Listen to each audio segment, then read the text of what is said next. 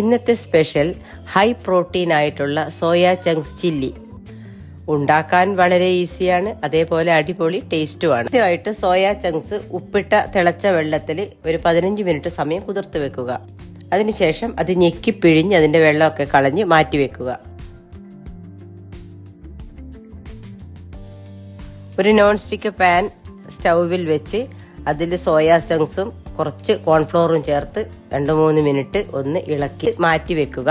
Soya chunks crispy ആകാൻ വേണ്ടിയിട്ടാണ് ഇങ്ങനെ ചെയ്യുന്നത്. നമുക്ക് വേണമെങ്കിൽ നോർമൽ വൈറ്റ് കോൺഫ്ലോറും യൂസ് ചെയ്യാം.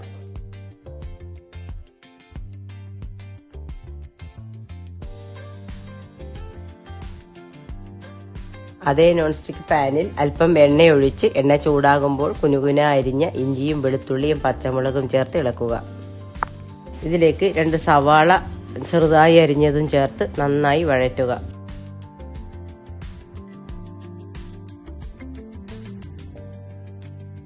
ഇതിലേക്ക് ഒരു ക്യാപ്സിക്കവും ഒരു ക്യാരറ്റ് അരിഞ്ഞതും കൂടി ചേർത്ത് ഇളക്കുക.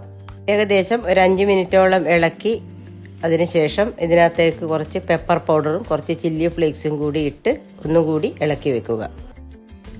ഇതിലേക്ക് 1 ടേബിൾ സ്പൂൺ സോയാ സോസും 1 ടേബിൾ സ്പൂൺ ടൊമാറ്റോ കെച്ചപ്പും ചേർത്ത് ഇളക്കി നമ്മൾ നേരത്തെ ഫ്രൈ ചെയ്ത് വെച്ച ചങ്ക്സ് ചേർത്ത് മസാലയും ഇത് സോയാ ചങ്ക്സും കൂടി നന്നായി ഇളക്കി 2-3 മിനിറ്റ് അടച്ചു വെച്ച് വേവിക്കുക.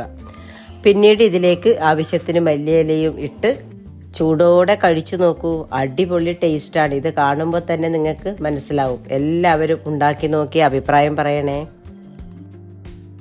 കുട്ടികൾക്കൊക്കെ ഇഷ്ടപ്പെടുന്ന നല്ലൊരു റെസിപ്പിയാണിത്.